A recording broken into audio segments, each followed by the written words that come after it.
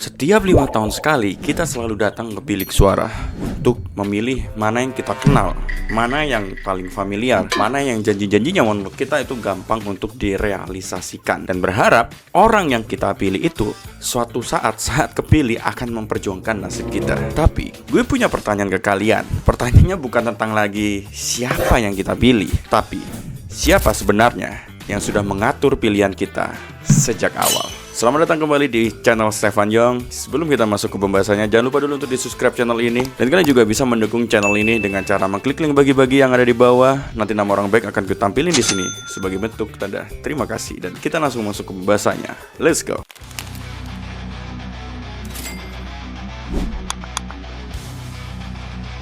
Part 1, yang tampak versus yang mengatur.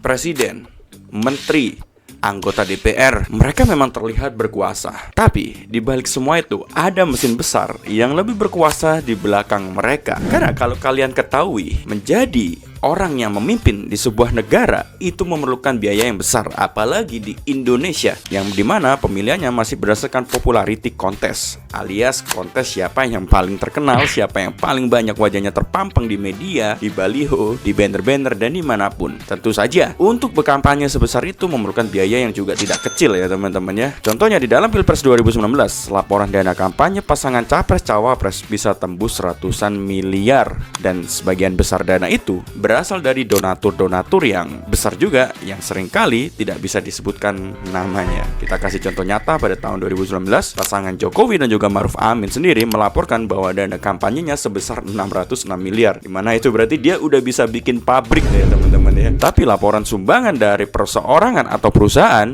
tidak transparan secara mendalam. Kita masuk ke part 2, oligarki, sang pemilik panggung. Oligarki adalah segelintir orang-orang yang bisa disebut elit ekonomi. Mereka mampu mempengaruhi kekuasaan. Mereka nggak perlu ikut pemilu, tapi mereka yang menentukan hasil akhir dari pemilu. Kalau kalian tahu, banyak sekali pemilik-pemilik media besar di Indonesia yang juga terafiliasi dengan beberapa partai politik. Surya Paloh, pemilik Metro TV yang juga ketua umum dari Partai Nasdem. Yang kedua ada Haritano Subedjo, pemilik MNC Group yang juga ketua umum dari Partai Perindo. Artinya apa? Artinya mereka bisa mengatur narasi publik, menampilkan yang mereka dukung, terus membungkam yang mereka anggap ancaman. Itu juga kenapa gue selalu sering bilang di beberapa video bahwa zaman sekarang media itu adalah salah satu bisnis yang misalnya tidak menguntungkan pun orang-orang penguasa, elit-elit penguasa juga harus masuk ke dalam bisnis itu. Kalau kalian tahu, banyak orang-orang kaya entah di Indonesia maupun di luar negeri selalu memiliki bisnis media karena paling mudah untuk mengatur banyaknya orang ya, dengan cara melalui hiburan, dengan cara melalui berita yang sering lewat, itu akhirnya bisa membrainwash otak banyak orang gitu ya. Makanya kalau kalian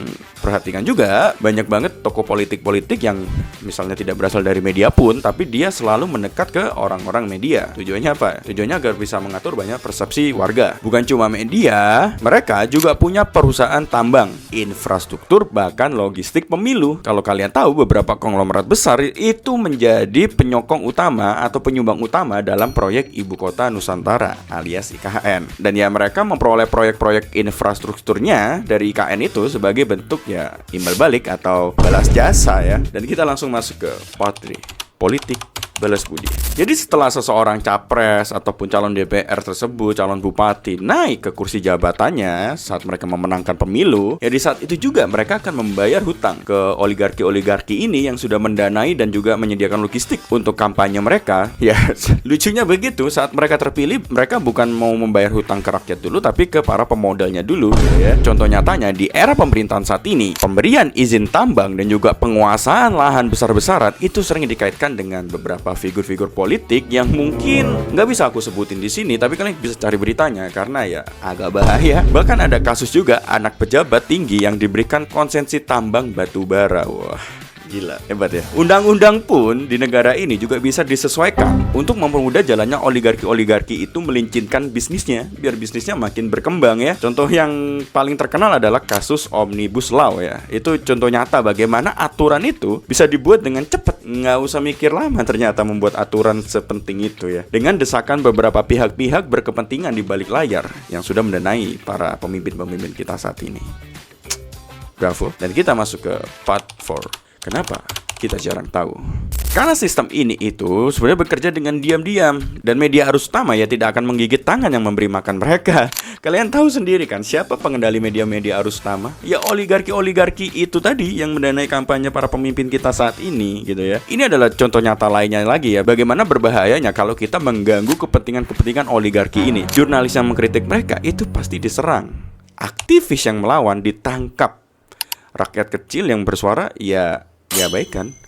Kalau kalian tahu dalam pemerintahan kita yang baru ini, yang berjalan nggak sampai setahun ya, yang baru berjalan ini, yang masih muda ini, di era pemerintahan Prabowo Gibran, itu sudah ada kurang lebih 7 jurnalistik yang meninggal.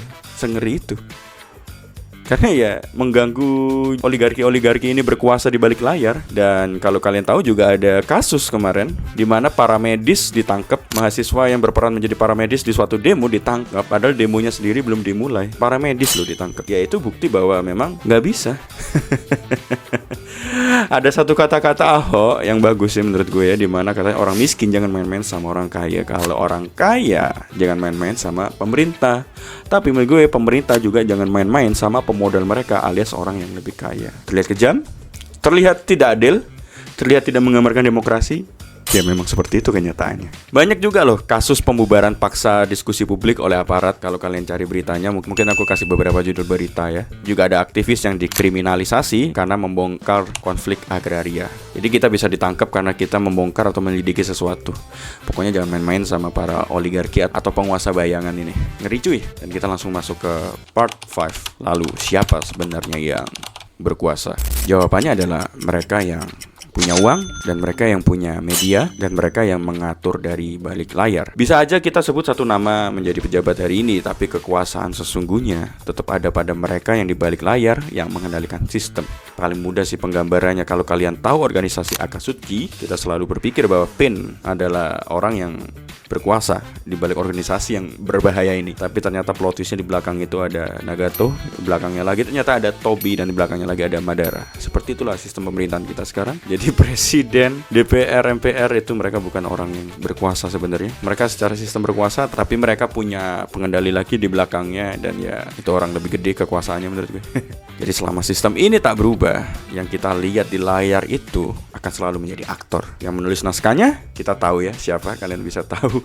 Kalian bisa cari tahu sendiri siapa pendana. Kalian bisa cari tahu sendiri siapa cukong-cukong yang mendanai para pemimpin kita saat ini. Agak berbahaya juga kalau aku tampilin di sini karena bisa dipersekusi dan sebagainya. Jadi bagaimana? Apakah sistem ini akan terus berlanjut selama dana kampanye untuk menjadi pemimpin di Indonesia itu masih gede dan memerlukan banyak biaya, di mana popularity contest itu masih nomor 1 di Indonesia. Kalian kalau tahu cetak banner itu mahal banget, mengiklankan di billboard itu mahal banget, dan itu dikali seluruh kota yang ada di Indonesia. Selama itu masih ada, ngiklan di TV juga masih diperlukan. Ya sistem ini akan terus berjalan karena ya gitu, sekali lagi yang terpilih di sini bukan yang pintar tapi yang terkenal, tapi yang populer. Ya untuk menjadi populer membutuhkan biaya yang besar. Bagaimana cara mendapatkan biaya yang besar itu? Karena dana untuk sebuah partai pun dari negara itu dikasihnya cuma mungkin beberapa miliar doang. Sedangkan biaya Ma'ruf Amin dengan Jokowi aja 606 miliar. Nggak masuk akal kan? Sumbangan partai juga mau sumbangan seperti apa?